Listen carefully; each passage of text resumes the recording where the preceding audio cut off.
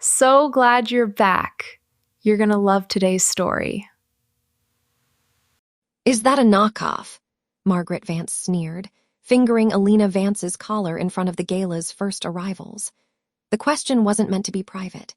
It was delivered with the practiced, sharp-edged volume of a woman who viewed every social gathering as a battlefield. Elena didn't flinch, though the silk of her dress felt suddenly like a target. She stood in the center of the Vance estate's marble foyer, the scent of 1,000 white lilies cloying and thick in the air. Around them, the local elite, the very people Margaret spent her life trying to impress, paused their conversations, their eyes darting toward the source of the friction. "It's vintage, Mother," Elena replied, her voice a calm contrast to the older woman's shrill arrogance. Margaret let out a short, sharp laugh that sounded like breaking glass. She adjusted her own diamond necklace, the stones catching the light of the crystal chandelier above. Vintage is just a polite word for someone else's trash. It's embarrassing, really. People will think we've fallen on hard times if you show up to your own family's charity event looking like a charity case. Nearby, Julian Vance leaned against a mahogany pillar, swirling a glass of amber liquid. He smirked, his eyes scanning Elena with a mixture of boredom and contempt. "Maybe she's just trying to blend in with the help, Mother. It would certainly make it easier for her to get me a refill." "Julian, that's enough," Arthur Vance murmured from the shadows of the hallway. He didn't step forward to defend her. He never did. He simply stood there, a silent witness to the daily erosion of his daughter's dignity, his eyes fixed firmly on the floor. Margaret didn't even look at her husband. She was too busy signaling a passing server. "Actually, Julian has a point. One of the catering staff called out with the flu, since you're already dressed in something so utilitarian, Elena. You can take the West Wing tray rotation. It'll save you the embarrassment of trying to mingle with guests who actually belong here." The audacity of the demand hung in the air. Elena felt the heat of a dozen stares. Aunt Evelyn, standing near the grand staircase, tightened her grip on her lace fan. Her eyes met Elena's for a fleeting second, flashing a look of warning and something that looked suspiciously like pity. Elena felt the familiar sting of outrage, but she didn't let it reach her face. She had spent 24 years learning how to turn her heart into a fortress. She looked at Margaret, whose face was a mask of cold, narcissistic triumph. Margaret lived for these moments, the public face slap that reminded Elena she was the outsider in her own bloodline. "You want me to serve the guests?" Elena asked quietly. "I want you to be useful for once," Margaret snapped, already turning away to greet a wealthy donor. "Go to the kitchen, put on an apron, and for heaven's sake, hide that hideous collar." As Margaret floated away on a cloud of expensive perfume and false laughter, Elena didn't move toward the kitchen immediately. Instead, her hand drifted to the hidden pocket in the folds of her skirt. Her fingers brushed the edge of a heavy, cream-colored envelope she had found on the mat that morning. It wasn't an invitation to a party. It was a letter from Silas Thorne, the estate lawyer who had been her grandfather's only confidant. She remembered the sound of the mail slot clicking at dawn. She had expected another bill or a flyer. Instead, she had found the truth. The Vance estate, the very marble she stood upon, the chandelier that cast Margaret in such a flattering light, it didn't belong to the woman who had just insulted her. Silas had been clear in the letter. The awakening heart must know its worth before it can claim its kingdom. "Elena, did you hear me?" Julian called out, rattling the ice in his glass. "Bourbon, neat. And don't be slow about it." Elena looked at her brother. He was 30 years old and hadn't worked a day in his life, fueled entirely by the stolen credit Margaret funneled into his accounts. He thought he was a prince. He didn't realize the throne was already rotting beneath him. "I heard you, Julian," she said, her voice devoid of the anger he expected.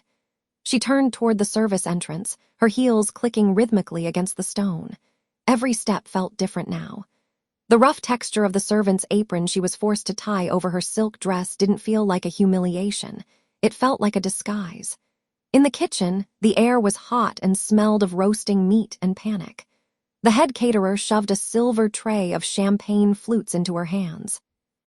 The metal was cold, condensation slicking her palms. "Get moving," the man barked. "West Wing, now!" Elena stepped back out into the gala, the tray balanced perfectly. She moved through the crowd of people who had known her since she was a child, people who now looked right through her because she wore the uniform of the invisible. She saw Margaret holding court near the fireplace, bragging about the new wing they were planning to add to the estate. "It's all about legacy," Margaret told a group of nodding socialites. "Building something that lasts, something that stays in the family." Elena approached the group, offering the tray. As Margaret reached for a glass, she didn't even look at the girls serving her. She didn't notice the way Elena's eyes were sharp, observant, and entirely unafraid. "Thank you, girl," Margaret said dismissively. Elena leaned in just an inch, her voice a low murmur that only Margaret could hear over the swell of the string quartet. "It's a beautiful house, Mother. I'd enjoy it while you can. The foundations aren't as strong as you think." Margaret froze, her hand hovering over a crystal flute. She turned, her eyes narrowing as she finally looked at Elena's face. "What did you say to me?" But Elena was already moving away, the silver tray gleaming in the light. She had 2 days. Sela's Thorn was waiting for her call, and the countdown to the Vance family's public collapse had just begun. As she disappeared into the crowd, Elena felt the weight of the envelope in her pocket. The invitation on the mat hadn't been for a gala. It was for a reckoning, and for the first time in her life, she was the one holding the guest list. The next morning, the sun bled through the heavy velvet curtains of the Vance manor, but the light felt sharp rather than warm. Margaret Vance sat at the head of the long mahogany breakfast table, her fingers trembling slightly as she lifted a bone china cup. The scent of bitter espresso and expensive lavender polish filled the room, a fragrance that usually signaled her absolute control. Today, it felt like a shroud. "She's losing her mind, Mother," Julian Vance said, not looking up from his phone. He lounged in his chair, his designer silk robe hanging open to reveal a t-shirt that cost more than most people's monthly rent. "The girl is a maid, a charity case. You let her cryptic little comment get under your skin, and now you're vibrating like a tuning fork." Margaret slammed her cup onto the saucer. The sharp clack of porcelain echoed against the high ceilings. "She looked at me, Julian. She didn't look up or down or away. She looked at me as if I were the one serving her." "So fire her," Julian shrugged, his voice dripping with the casual cruelty of a man who had never faced a consequence. "Throw her back into the gutter Evelyn plucked her from. We have the Heritage Foundation luncheon in 48 hours. I need my cufflinks polished, not a philosophy lesson from the help." Elena Vance stood just outside the dining room door, her hand resting on the cold brass handle. She felt the weight of the envelope in her hidden pocket, a physical anchor against the tide of their arrogance. She didn't feel anger anymore. She felt the cold, clinical detachment of a surgeon about to make the first incision. She stepped into the room, her expression a mask of perfect, subservient neutrality. "Your dry cleaning has arrived, Margaret, and Julian, the car is waiting for your club meeting." Margaret turned, her eyes narrowing into slits. "You, come here." Elena approached, her footsteps silent on the Persian rug. She stood before the woman who had spent a decade trying to erase her existence. "You have a habit of forgetting your place," Margaret whispered, her voice a low hiss. She reached out, her manicured nails digging into Elena's forearm, the sharp points stinging through the fabric of her sleeve. "My husband brought you here out of a misplaced sense of guilt for his sister, but Arthur is a weak man, and his pity only extends as far as my patience. One more word about foundations, and I will ensure you leave this house with nothing but the breath in your lungs. Do you understand?" "Perfectly," Elena replied. She didn't flinch. She didn't pull away. She simply watched a bead of sweat roll down Margaret's temple, ruining her perfect foundation. "I'll go check the archives for the luncheon guest list now." "Get out of my sight," Margaret snapped, releasing her grip with a shove. 10 minutes later, Elena wasn't in the main library. She was in the basement archives, a cramped space that smelled of dust and forgotten secrets. Sela's Thorn was already on the line, his voice crackling through her earpiece. "The digital trail was encrypted, Elena, but the physical deeds don't lie," the old lawyer said. I've spent all night cross-referencing the Vance estate's acquisition records from 30 years ago. Your mother didn't just leave her share to Margaret. The signatures on the transfer of title, they don't match the ones in your mother's personal journals. Elena pulled a heavy, leather-bound ledger from the bottom shelf. Her fingers traced the rough texture of the spine. You're saying it was a forgery. I'm saying Margaret Vance didn't inherit this empire, Silas said, his tone turning grim. She stole it, and according to the original trust Aunt Evelyn has been hiding in her safe deposit box, the entire Vance holdings, the house, the accounts, the foundation, were never meant for Julian. They were legally tied to the firstborn daughter of the bloodline. Elena opened the ledger. There, tucked between the yellowed pages, was a photograph of a young woman who looked exactly like her, standing in front of the manor with a key in her hand. Which means I don't just work here, Elena murmured, her heart hammering a steady, rhythmic beat of victory. Elena, Silas replied, you own the dirt they're standing on. Every cent Julian spends is technically a debt he owes to you. A cold smile touched Elena's lips. She looked up at the ceiling, hearing the muffled sound of Julian's laughter from the floor above. The luncheon is in 2 days, Silas. Margaret wants a show of power for the Heritage Foundation. What are you going to give her? Elena closed the ledger, the dust settling in the shafts of dim light. I'm going to give her the truth. But first, I think it's time Julian finds out his credit cards have a new primary authorized user. She hung up and touched the envelope. The countdown hadn't just begun. The fuse was already burning. 2 days until the Vance name meant nothing, and Elena Vance meant everything. The following afternoon, the air inside the city's most exclusive tailor shop, Vittorio's, smelled of cedarwood, expensive wool, and the quiet, suffocating arrogance of the ultra-wealthy. Elena Vance stood near the mahogany entrance, her hands folded neatly in front of her modest charcoal skirt.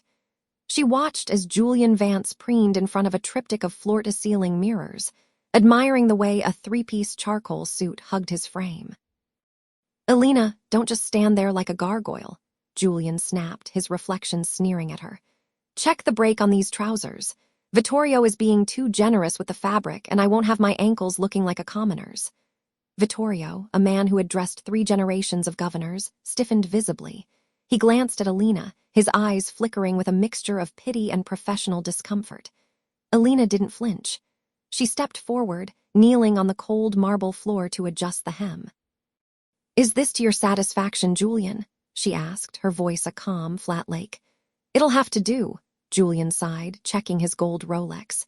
It's not like you know quality anyway. This suit costs more than you've earned in the last 5 years of playing maid for my mother. He turned to Vittorio, flashing a winning, empty smile. Wrap it up. And the navy blazer I saw in the window. I'll need both for the Heritage Foundation luncheon tomorrow. It's a big day for the family. We're finally stepping into our rightful place as the primary benefactors. Elena stood up, brushing a microscopic speck of dust from her knees. She felt the weight of the black titanium card in her pocket, the one Silas Thorne had delivered to her small apartment only hours ago. It wasn't just a card. It was the master key to the Vance treasury. Julian tossed his personal gold card onto the velvet-lined counter with the casual flick of a man who had never seen a bill he couldn't pay. Vittorio swiped it. A moment of silence followed, punctuated only by the rhythmic ticking of a grandfather clock in the corner. The machine emitted a sharp, discordant beep. I'm sorry, Mr. Vance, Vittorio murmured, his face reddening. The transaction was declined. Julian's eyebrows shot up. Don't be ridiculous. Try it again. Your machine is clearly as ancient as your shop. Vittorio tried again. The same harsh beep echoed through the silent boutique. Declined again, sir. Perhaps a different card. This is an unlimited line of credit, Julian shouted, his face turning a blotchy, indignant red. He turned his rage toward Elena. What did you do? Did you forget to move the quarterly dividends into the spending account? I told you to handle the paperwork last week. 2 other patrons, a prominent local judge and his wife, paused their browsing to stare. The judge's wife raised a manicured eyebrow, whispering something behind her hand. The social stain was immediate. I followed your exact instructions, Julian, Elena said softly, her heart dancing a slow, victorious waltz. Perhaps the bank is auditing the estate's recent irregularities. Auditing, Julian hissed, stepping into her personal space. The scent of his expensive cologne was cloying like rotting lilies. If my name is tarnished because of your incompetence, Elena, I'll have you out on the street before the sun sets. Do you understand me? You are a guest in our house by the grace of my mother's pity. Don't forget your place. He turned back to Vittorio, sweating now. Hold the suits. I'll call the bank. It's a clerical error. My family owns half this zip code. Actually, Elena stepped toward the counter, her movements fluid and deliberate. I have a secondary corporate card for estate emergencies. Will this suffice, Vittorio? She placed the black card on the velvet. Vittorio's eyes widened as he saw the embossed seal, not the Vance family crest, but the logo of the unseen foundation the legal entity Silas had revealed now belonged entirely to her. The transaction cleared instantly. Thank you, Miss Vance, Vittorio said, his tone shifting from professional courtesy to genuine deference. He didn't look at Julian. He looked at her. Julian snatched the shopping bags as soon as they were packed, his ego bruised but his greed sated. About time you were useful, he muttered as they walked toward the waiting car. I'll pay the foundation back once I straighten this out. Not that it matters. It's all Vance money anyway. Elena didn't correct him. She watched him climb into the backseat, his mind already spinning lies to tell Margaret about why his personal cards were failing.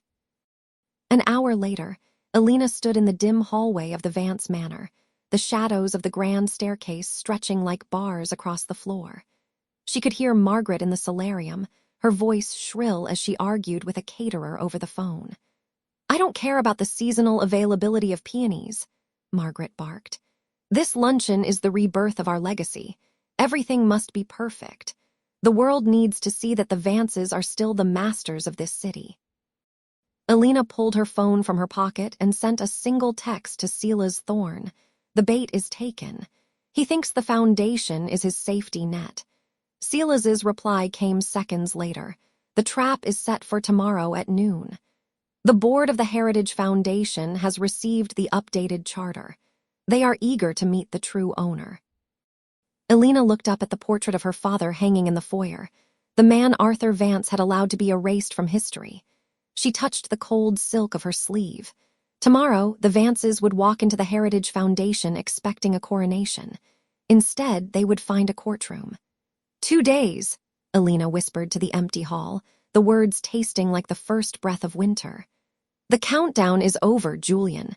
Tomorrow, you find out whose dirt you're actually standing on. The morning before the Heritage Foundation luncheon, the Vance estate smelled of expensive lilies and floor wax. Elena Vance stood in the foyer, watching the hired staff scurry to meet Margaret's impossible standards. The air was thick with the scent of floral arrangements that cost more than a year of a teacher's salary, a desperate, fragrant attempt to mask the rot beneath the family name. Julian Vance descended the grand staircase, his silk robe billowing like a cape. He didn't look like a man on the verge of a financial collapse. He looked like a king preparing for his coronation. He stopped on the final step, snapping his fingers toward Elena without bothering to make eye contact. My cufflinks, Julian said, his voice flat and demanding. The gold ones with the family crest. They weren't in the tray this morning. Fix it. Elena didn't flinch. She felt the weight of the flash drive in her pocket, the digital key to the Heritage Foundation's updated charter and the evidence of Julian's systematic embezzlement. I'll check the study, Julian. Perhaps you left them where you were signing those foundation papers yesterday. He finally looked at her, a sneer curling his upper lip. Don't get smart with me. You're here to facilitate my transition into the chairmanship, not to offer commentary. Tomorrow, the world remembers who the Vances are. I won't have a servant's insolence ruining the mood of our rebirth. I think tomorrow will be a day no one ever forgets, she replied calmly. Her voice was steady, a sharp, cold contrast to the frantic energy vibrating through the house. Julian laughed, a harsh, entitled sound that echoed off the marble walls. Exactly. And once the board confirms my seat, your services won't be required. I've already told Mother we're letting you go. There's no room for charity cases or reminders of the past in the new legacy. You're a relic, Elena, a dull one at that. The rage hit her, hot and sharp, but she channeled it into a focused chill. She thought of the email Sela's Thorn had sent an hour ago. The legal documents were already in the hands of the Foundation's auditors. The Vances were walking into a lion's den, thinking it was a throne room. Arthur Vance appeared in the doorway of the library, looking older than he had 24 hours ago. He caught Elena's eye, and for a fleeting second she saw a flicker of something, regret perhaps, or a warning he was too cowardly to voice. He said nothing. He simply adjusted his glasses and retreated back into the shadows of his books, a ghost in his own home. "Did you hear me?" Julian snapped, moving into her personal space. The scent of his heavy sandalwood cologne was suffocating. "You're done here. Enjoy your final day in a house you could never afford to own. Pack your things quietly, or I'll have security toss them onto the curb myself." "You're right about one thing," she said, stepping back just enough to maintain her dignity. "I couldn't afford to own this house under the terms you've set, but ownership is a funny thing, isn't it? It tends to shift when the light hits the truth." Julian scoffed, turning his back on her as he adjusted the lapel of his robe in the foyer mirror. "Cryptic nonsense. This is why you'll never be more than a footnote in this family's history. Now, find those cufflinks." He marched toward the dining room, shouting for his breakfast. Elena watched him go, her hand resting on the cool, polished mahogany of the banister. From the floor above, she heard the rhythmic, aggressive clack-clack-clack of Margaret's designer heels, the sound of a woman who believed she still held the reins of the city. That evening, the house fell into an uneasy, expectant silence. Elena sat in her small room, the one Margaret had once described as adequate for someone of her station. She pulled out the final folder Sela's had delivered. It contained the original deed to the Vance properties, the ones her father had secured before the betrayal. She traced the embossed seal with her thumb. The texture was rough, authentic, and final. She looked at the clock, 12 hours until the luncheon. 12 hours until the Foundation's board met their new majority shareholder. "Sleep well, Julian," she whispered to the darkness of the room. "It's the last night you'll spend in my house." The afternoon of the Vance Foundation luncheon arrived with a deceptive, golden stillness that masked the rot beneath the surface. Elena stood before the tall mirror in Aunt Evelyn's guest suite, barely recognizing the woman staring back. Gone was the faded cotton of her housecoat, replaced by a tailored suit of charcoal silk that fit like armor. Evelyn adjusted the collar, her fingers smelling faintly of gardenias and expensive tobacco. She didn't offer empty platitudes. She simply met Elena's gaze in the glass and nodded once. It was the look of a general inspecting a soldier before the final charge. The grand ballroom of the plaza was a sea of crystal and arrogance. Margaret moved through the crowd like a queen surveying her subjects, her laughter sharp enough to cut glass. She was draped in emerald velvet, a vintage brooch pinned to her shoulder that Elena recognized. It had belonged to their grandmother, a piece Margaret had claimed was lost during the estate audit years ago. Beside her, Julian lounged against a marble pillar, checking his reflection in a champagne flute. He looked every bit the heir he believed himself to be. His chest puffed out as he regaled a group of investors with stories of a massive property acquisition he'd supposedly spearheaded. Margaret spotted her across the room. The transition from socialite grace to pure venom was instantaneous. She marched toward Elena, her silk gown whispering a warning against the polished floor. She didn't wait for an introduction, her eyes darting to the board members nearby before settling on Elena with a look of profound disgust. "What are you doing here?" she demanded, her voice a low, dangerous vibration. She leaned in closer, the scent of her heavy, cloying perfume hitting Elena like a physical blow. "Did you think a borrowed suit and a bit of Evelyn's charity would make you one of us? Get to the kitchen. The catering staff is short-handed, and you're still on my payroll until I decide otherwise. You're making the guests uncomfortable just by standing there." Elena didn't flinch. She felt the weight of the leather folder in her hand, The deed, the truth, the end of an era. She let the silence stretch between them, watching the way Margaret's jaw tightened. "I'm not here to serve, Margaret," she said, her voice steady and unnervingly quiet. "I'm here as a guest of the Foundation, or perhaps you've forgotten who actually holds the seat you're currently occupying." Margaret's face flushed a mottled red, her fingers digging into the stem of her wine glass. "You hold nothing but delusions. You're a servant who forgot her place. If you don't leave this instant, I'll have security remove you for trespassing. Don't think for a second that your father's name will protect you today." Julian sauntered over, his smirk widening as he looked Elena up and down. "Is that a knockoff, Elena? Careful, you'll stain the silk with your servant's sweat. It's a bit pathetic, really, trying to play dress-up while the grown-ups handle the family business."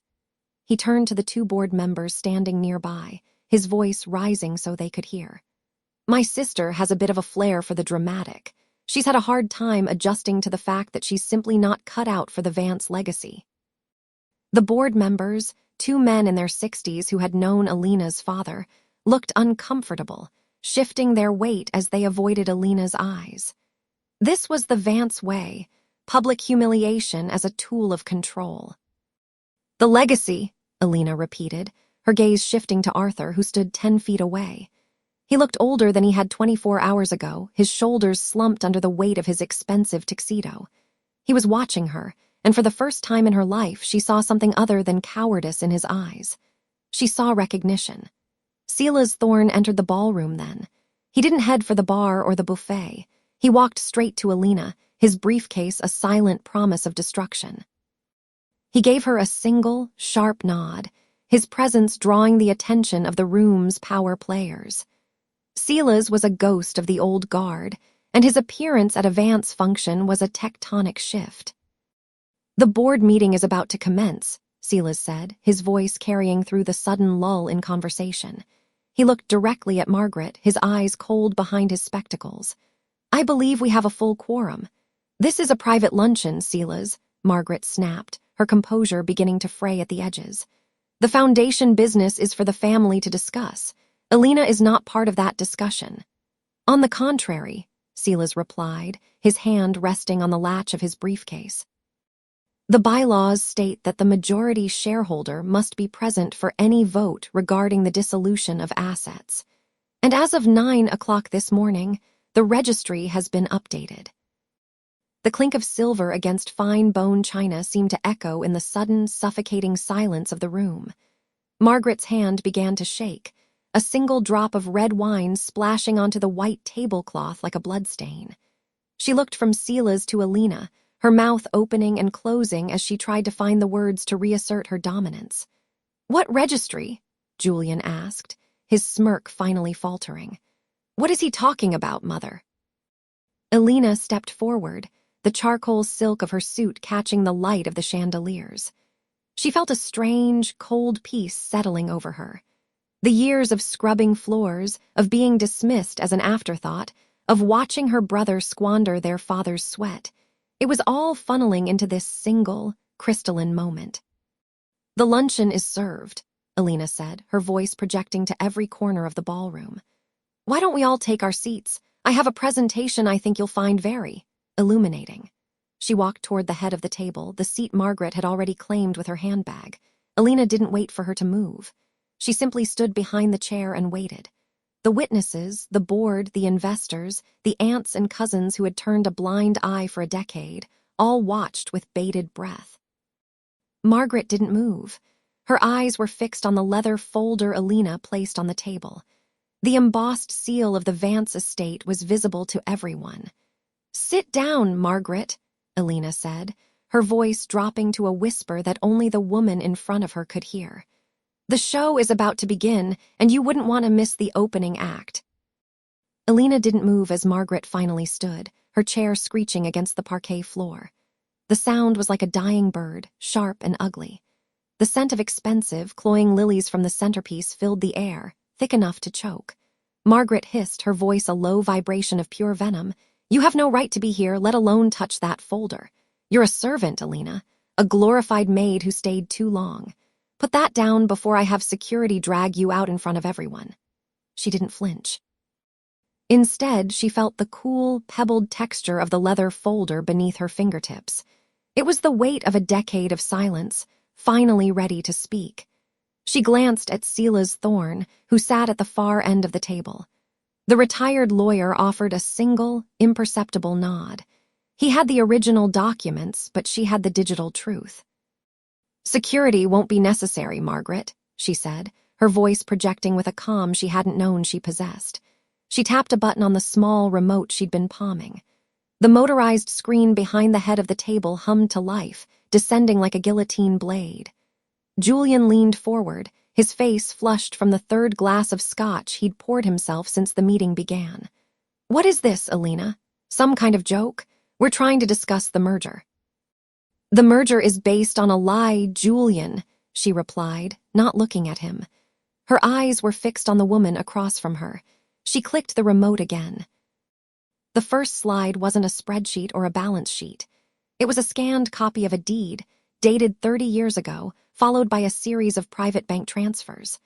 The room went unnervingly still.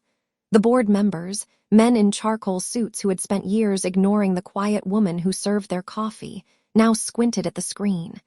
"This is the Vance Foundation's primary holding account," she said, her voice cutting through the silence like a scalpel. Or rather, it was. Over the last 5 years, 80% of the estate's liquid assets have been diverted to an offshore account in the Cayman Islands. An account held in one name only. She clicked again. Margaret's personal signature appeared in high definition, side by side with the forged signatures of her late husband and her own daughter. The color began to drain from Margaret's face. It was a slow, agonizing transformation. Her eyes, usually sharp enough to cut glass, glazed over with a sudden, frantic confusion. The practiced mask of the Vance matriarch didn't just slip, it disintegrated.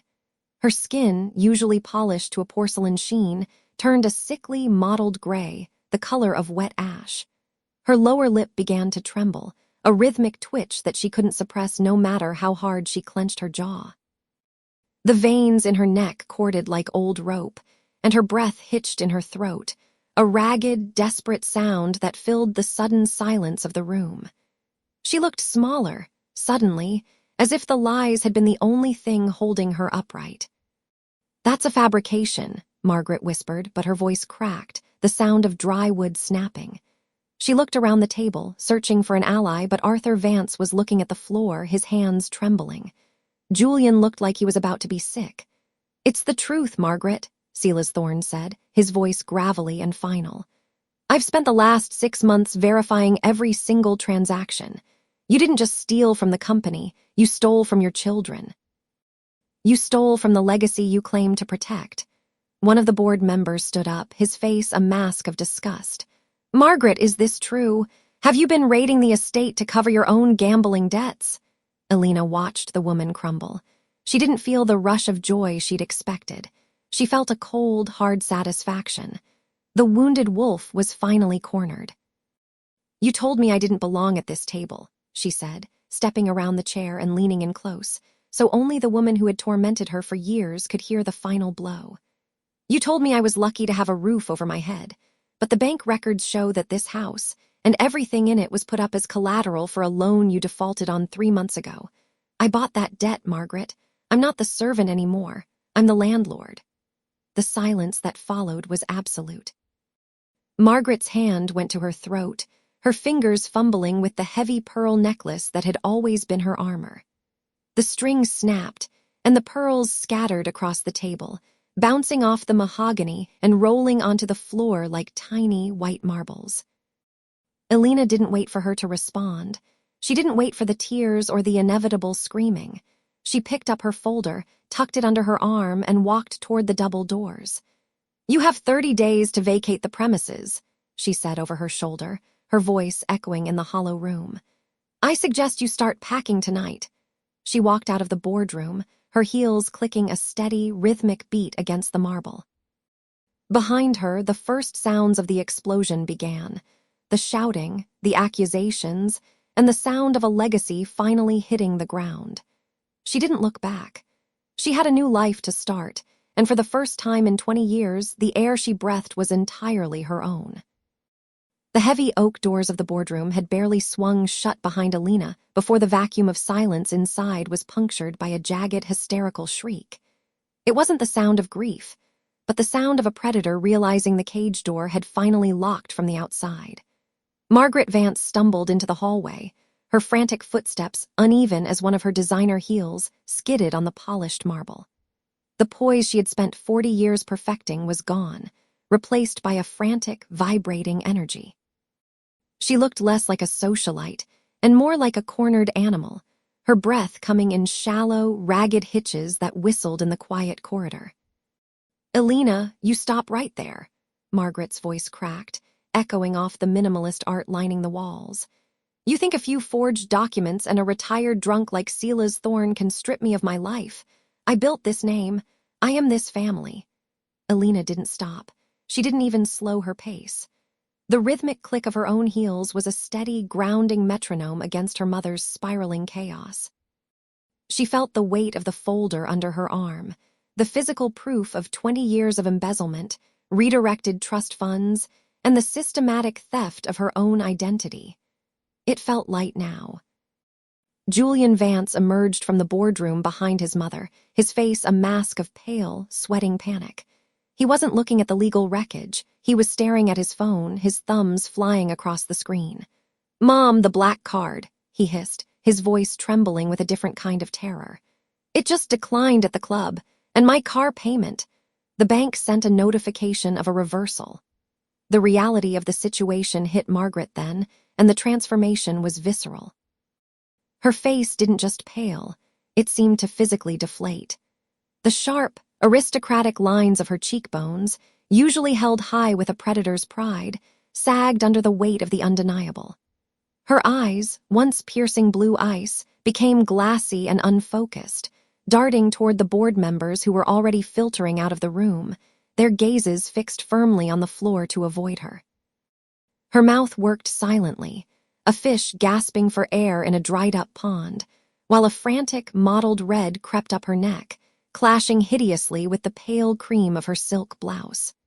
The woman who had dictated the social weather of the city for 3 decades was suddenly nothing more than a ghost in a ruined empire.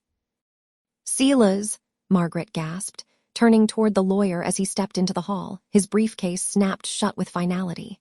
Tell her she can't do this. There are protocols. There are grace periods." Sela's Thorn didn't look at her with pity. He looked at her with the clinical detachment of a surgeon removing a tumor. "The grace period ended 5 years ago, Margaret, when you started signing your daughter's name to high-interest loans to cover Julian's gambling debts. The forensic audit is already in the hands of the district attorney's office.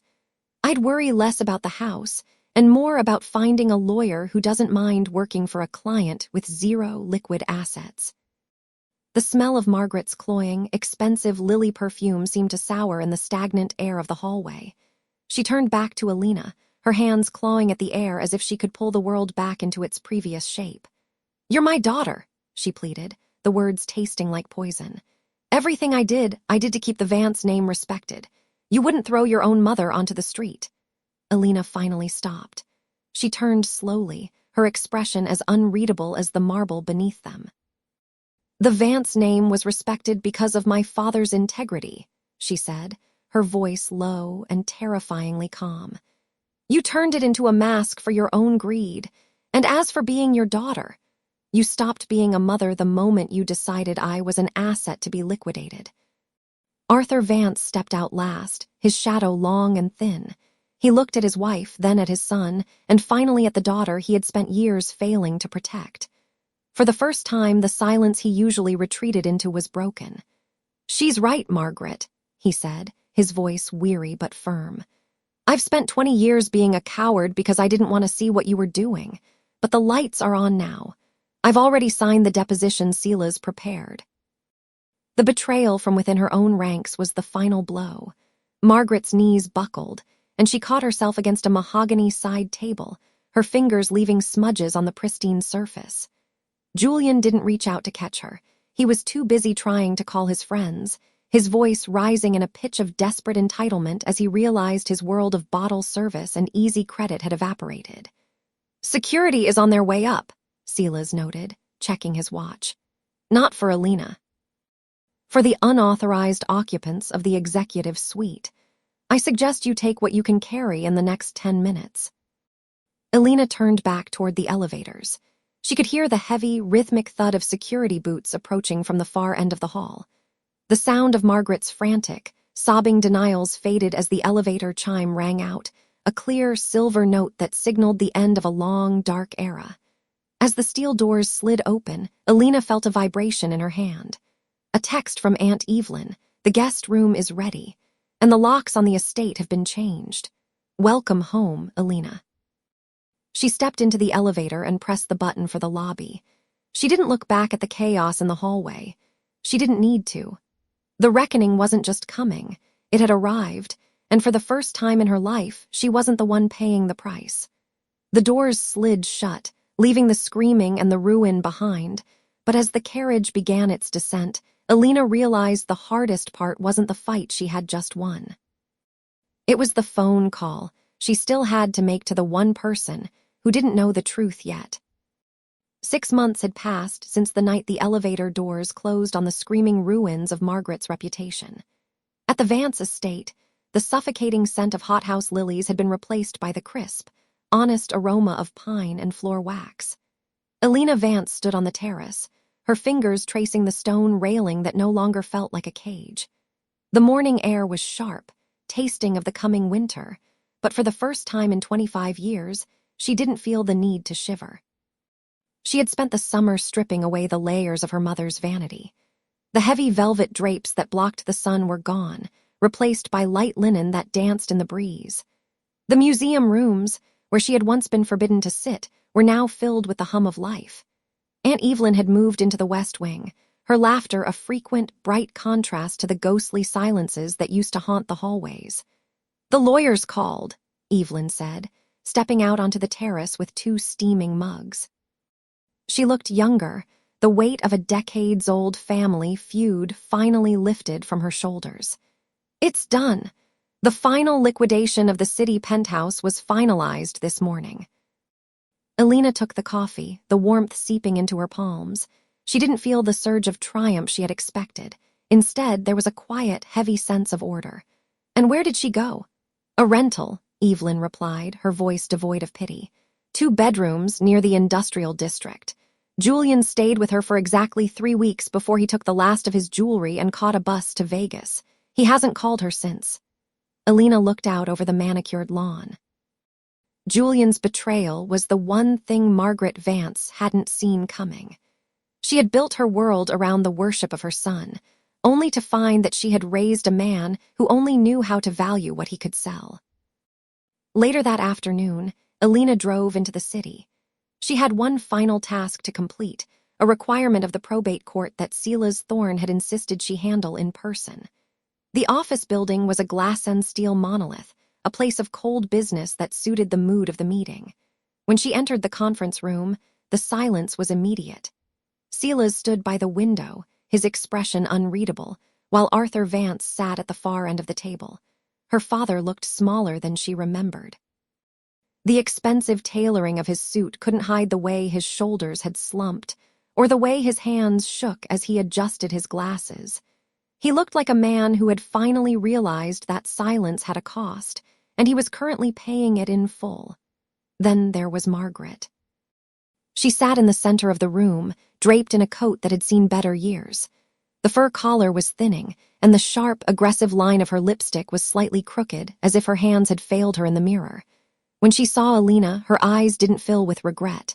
They sparked with that familiar, entitled rage. "You look like a commoner," Margaret snapped, her voice rasping. "Even with my house and my money, you still look like the help." The insult didn't land. Elena pulled out a chair and sat down, her movements fluid and calm. She didn't need the designer armor her mother wore like a shield. "It's not your house, Margaret, and it certainly isn't your money." Silas slid a single document across the table. "This is the final surrender of the Vance name regarding the charitable trust. By signing this, you acknowledge you have no further claim to the estate's earnings or its titles." Margaret grabbed the cheap plastic pen the office provided, her lip curling in disgust.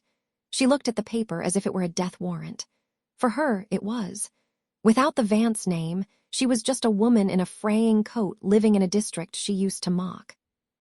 "You think you've won," Margaret hissed, her eyes darting to Arthur, who refused to look at her. "But you're alone, Elena. You've driven everyone away. You're just like me now." "No," Elena said, her voice like a steady heartbeat. "I'm nothing like you, because when I look in the mirror, I don't see a list of people I've used. I see a woman who is finally starting to live."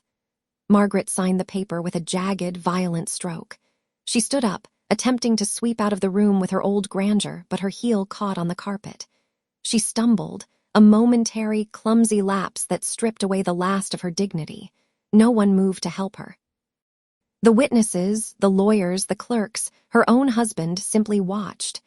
She righted herself, her face flushed a blotchy, ugly red, and hurried out the door.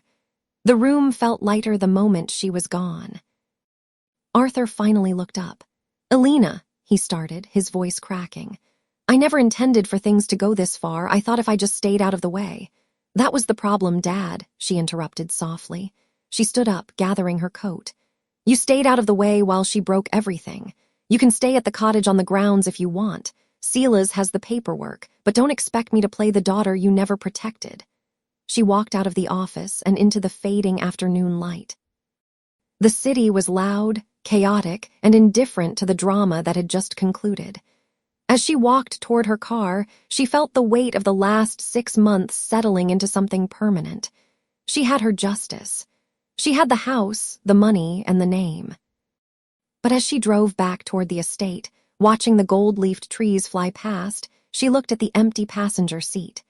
The victory was absolute, but the silence in the car was a reminder of what she had lost to get here. She had saved herself, but the family she had once dreamed of had never really existed at all. She turned onto the long driveway of the estate, the gates swinging open at her approach. The house was waiting, bright and beautiful, but it was just a house. The rest was up to her.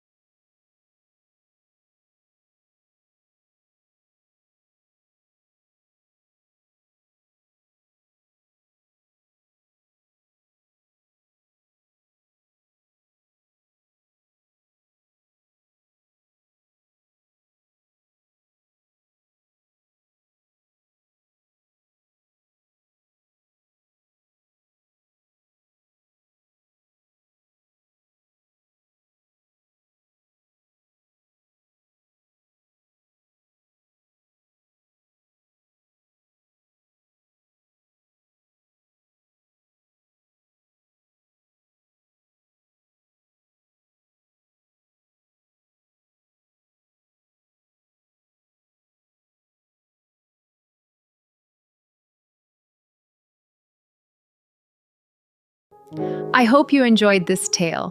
Please subscribe to support the channel. Goodbye for now.